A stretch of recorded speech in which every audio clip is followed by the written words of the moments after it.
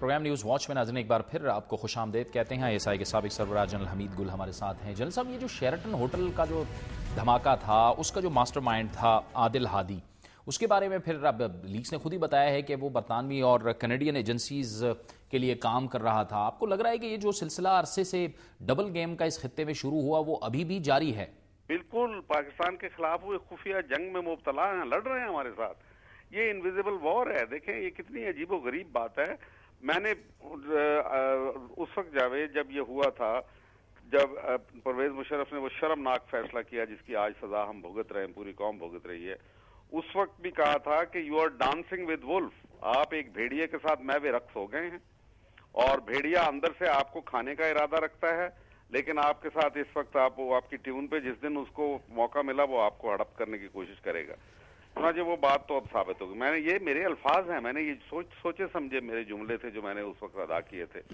تو میں آپ کو بتا رہا ہوں کہ امریکہ نے ابھی ایک اور مسئلہ چھوڑ دیا انہوں نے، وہ جو داؤد قریشی جس کا نام ڈیوڈ ہیڈلے ہے، اس کے بیان کے اوپر انڈیا جو ہے وہ اچھل رہا ہے کہ جی کیونکہ اس نے بیان دے دیا کہ اس کے اندر دراصل ISI ملوث تھی جو بامبے اٹیک ہوا تھا۔ اور ڈیوڈ ہیڈلے کون تھا؟ ڈیوڈ ہیڈلے جو تھا وہ امریکن انٹیلیجنس کا باقاعدہ ٹرینڈ جاسوس تھا۔ یہ خود انہوں نے ایڈمٹ کیا ہوا ہے، امریکن نے ایڈمٹ کیا ہوا ہے کہ یہ ہمارا جاسوس تھا، جو ان کی ڈرگ انفورسمنٹ ایجنسی کا وہ ایک ممبر تھا، اور وہ یہاں پہ کام کرتا رہا، وہ پاکستان میں رہا، پھر وہ انڈیا چلا گیا، وہاں سے امریکہ واپس چلا گیا۔ اور اسی طریقے سے اس میں جو احمد شجاع پاشا کو بلا لیا گیا، ایک ورجینیا کے کورٹ نے بلایا ہوا ہے۔ یہ ہمارے ساتھ تمام وارداتیں اس لیے ہو رہی ہیں کہ ہم ایک غیر فطری الحاق کے اندر بدقسمتی سے ہم اس میں پھنس گئے، اس کے جال میں پھنسے ہوئے ہیں۔ اب اس سے نجات کیسے حاصل کی جائے؟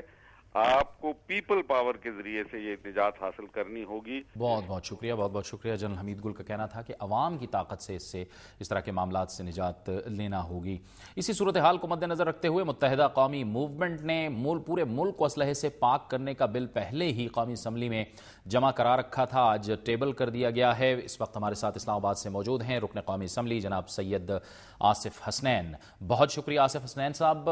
اس بل کے جو اہم نکات ہیں وہ کیا ہیں؟ اس میں کون کون سے نکات شامل کیے ہیں آپ کی جماعت نے؟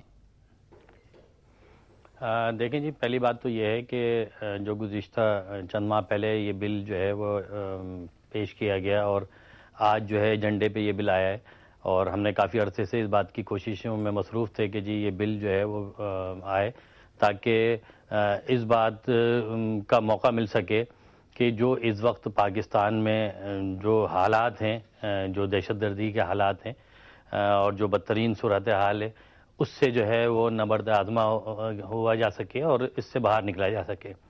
اس بل میں جو چیزیں ہیں، گو کہ اس سے پہلے بھی جو ہے وہ قانون سازی کے ذریعے بل لائے گئے اور اسلحے کے حوالے سے بل جو ہے وہ پاس ہوئے، لیکن اس میں جاوید صاحب ایک بات بتا دوں کہ اس میں جو امپلیمنٹیشنز تھی وہ صوبوں کا اختیار تھا، جس کی وجہ سے یہ ہوا کہ یہ کیونکہ مسئلہ صوبوں کا نہیں تھا، اور ہمارے یہاں جو اسلحہ ہے وہ پاکستان کے دیگر علاقوں میں بنتا ہے، وہاں مینوفیکچرنگ ہوتی ہے، وہاں سے آتا ہے، یا پاکستان کے باہر سے اسمگل ہو کر آتا ہے۔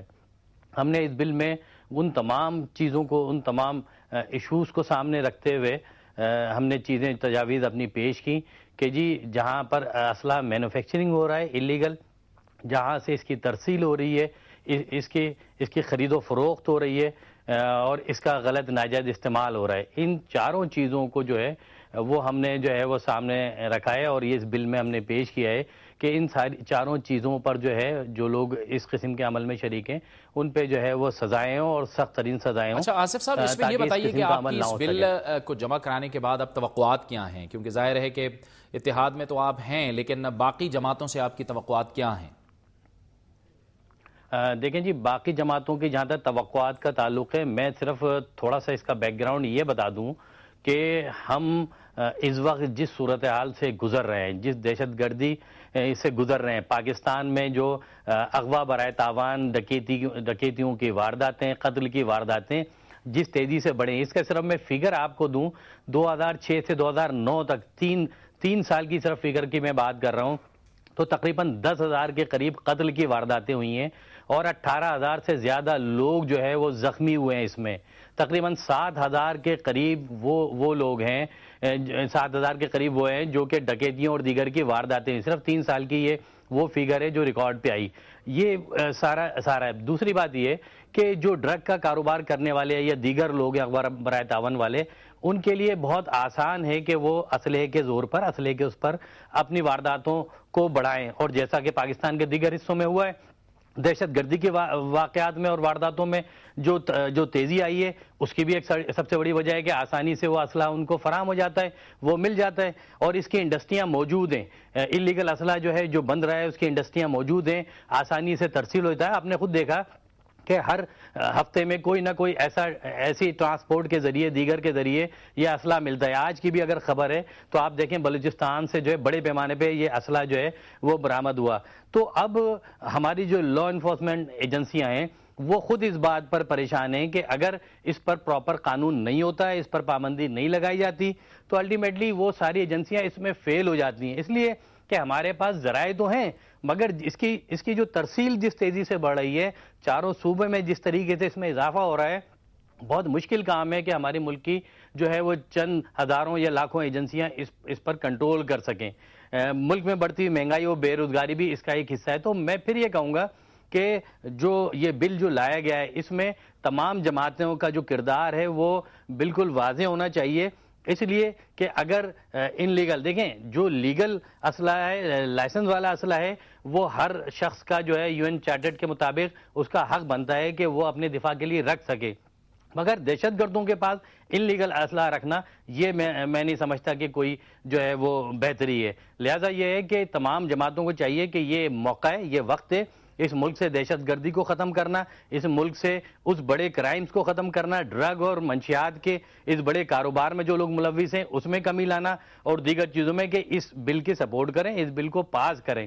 اور اگر یہ موقع کہیں نکل جاتا ہے, ہاتھ سے ضائع ہو جاتا ہے, تو میں نہیں سمجھتا کہ بار بار یہ چیزیں سامنے آئیں.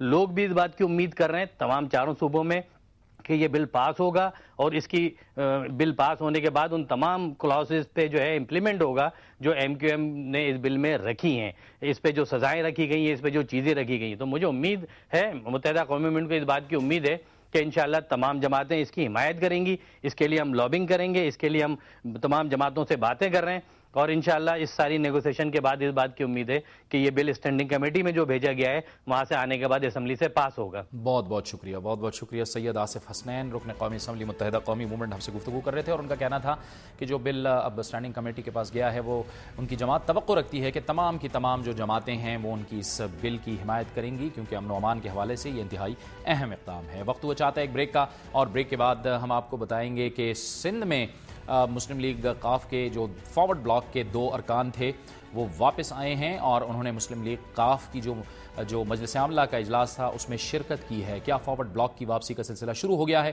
یہ ہم آپ کو بتائیں گے ایک بریک کے بعد.